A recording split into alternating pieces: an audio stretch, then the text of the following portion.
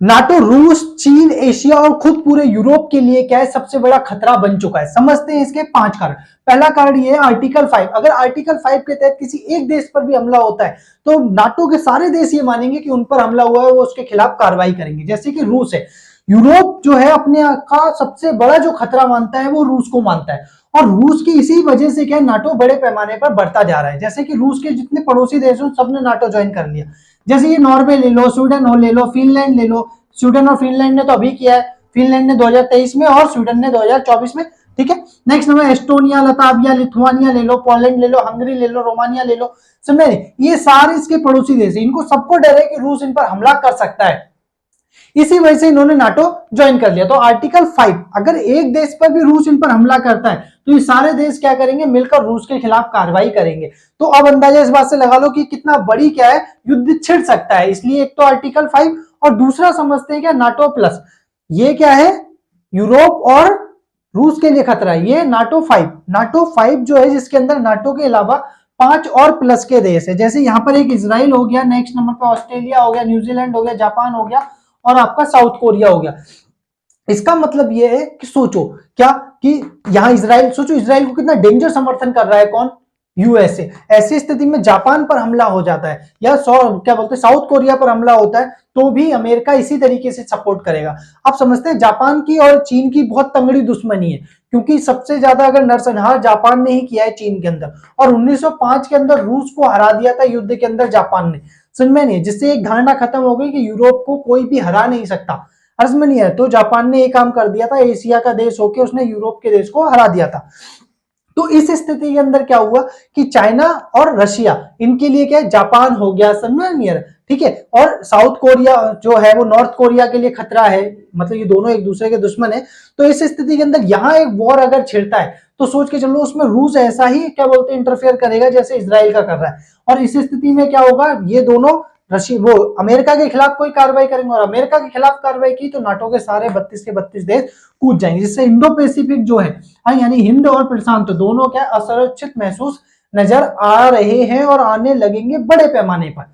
समझ में आ रहा है? अब समझते हैं तीसरा कारण। तीसरा कारण जो है वो NATO response force. NATO response force जो है, अरे नहीं, वो अभी 40,000 है। इसको क्या है, प्लान बना लिया है कि इसको 3 लाख तक लेके जाने वाले, और इसको तैनात क्या करेंगे, रूस के पड़ोसी देशों में, जैसे कि मान के चलो Estonia, Latvia, Lithuania, Poland, Hungary, Romania, इन देशों में तैनात करेंगे। तो रूस की सुरक्षा को खतरा होगा, रूस बदले में कार्रवाई करेगा। बदले में कार्रवाई उसके पास क्या है, 32 देशों से रूस अकेला तो नहीं लड़ सकता, तो वो उस दौरान परमाणु हथियारों का प्रयोग करेगा। प्रयोग करने का मतलब है तैनात करेगा।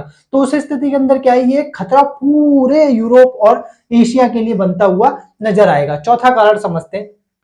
अब चौथा, ट्रंप खुद कह चुके हैं कि यदि नाटो का कोई एक देश भी अर्थ में नहीं है, अपने हिस्से का भुगतान करने से चूकता है तो उसे बचाया नहीं जाएगा, जबकि हम रूस से खुद कहेंगे कि इसको मारो।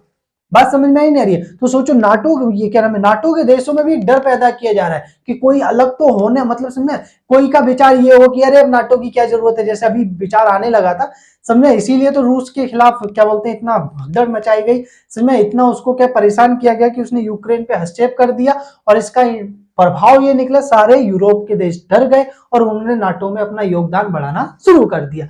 अब देखो, इन्होंने टारगेट रखा है कि हर देश अपनी जीडीपी का 2% क्या करेगा, नाटो पर खर्चा करेगा। समझ में ही नहीं, यानी अपनी मिलिट्री पर खर्चा करेगा।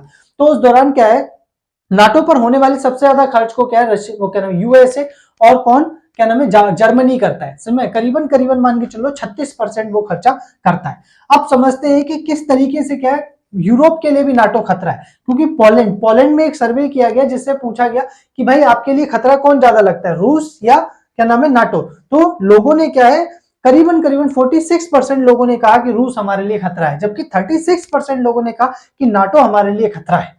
बात समझ में आ रही है, नहीं आ रही है? ठीक है। अब सोचो, यूरोप के वो देश जो नाटो के मेंबर नहीं है, उन्हें तो डर इस बात का रहता है कि अगर युद्ध हो गया तो नाटो के सारे देश मिलकर हमें मारेंगे। बात समझ में ही नहीं आ रही है?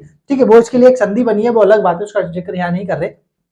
ठीक है, ये 4 कारण है जिससे नाटो खुद भी डर रहा है, मतलब नाटो के देश खुद भी डर रहे हैं कि देखो उनपे क्या है, मतलब समझ, डिफेंस का खर्चा डाला जा रहा है, यानी अमेरिका यूरोप के खर्चे पर क्या पूरे विश्व में वर्चस्व का मजा ले रहा है। समझ में? परमाणु युद्ध की उम्मीद, पांचवा कारण। अब समझते हैं यहाँ पर अपरोध की स्थिति हो जाएगी। अपरोध का मतलब होता है रोक तथा संतुलन, यानी एक ऐसी स्थिति क्रिएट होना, एक ऐसी स्थिति क्रिएट होना जिसमें दूसरे देश पर हमला नहीं कर सकते। अगर हमला करेंगे तो दूसरा देश भी हम पर हमला करके हमें खत्म कर देगा। जैसे रशिया और किसको लेकर, यूएसए को लेकर है। अगर यूएसए पर हमला होता है तो यूएसए भी रशिया को खत्म कर देगा। इसे कहते हैं अप्रोच। जैसे चाइना के पास अप्रोच है, अर्ज में नहीं आया, डेटरेंस की पावर इंडिया के पास भी। अगर इंडिया पर हमला चाइना करता है तो चाइना, इंडिया भी क्या करेगा, चाइना को खत्म करेगा। बात समझ में नहीं है। तो इस स्थिति में युद्ध के चांसेस कम हो जाते हैं। तो ऐसी स्थिति में क्या छोटी मोटी झड़पें होती है, जैसे अभी देखो यूक्रेन में हो रहा है, समझ में नहीं। और इन जब झड़पें होंगी, ऐसी झड़पें, तो उस स्थिति के अंदर क्या है, नाटो और यूएसए, जो कि देखो सबसे ज्यादा अगर धनी देखा जाए तो वो यूरोप है, और उसके बाद कौन है, यूएसए है, कनाडा है, ये देश क्या है, नाटो के मेंबर है। तो इन पे आर्थिक प्रतिबंध लगा देंगे। जबकि अफ्रीका देखो गरीब देश है, एशिया की उतनी अच्छी स्थिति नहीं है। इसी वजह से चाइना क्या है, अफ्रीका को तैयार कर रहा है, नेक्स्ट नंबर पे साउथ अमेरिका को तैयार कर रहा है, एशिया को। क्यों? क्योंकि यहाँ पर अगर क्या बोलते ये देश समृद्ध होंगे तो इन देशों में व्यापार किया जा सकेगा और इनका कोई प्रभाव नहीं रहेगा। इसीलिए चाइना ने अफ्रीका में करीबन करीबन 200 बिलियन डॉलर को क्या इन्वेस्ट किया है। इंडिया ने भी क्या है, अफ्रीका को में 20 बिलियन डॉलर को इन्वेस्ट किया है।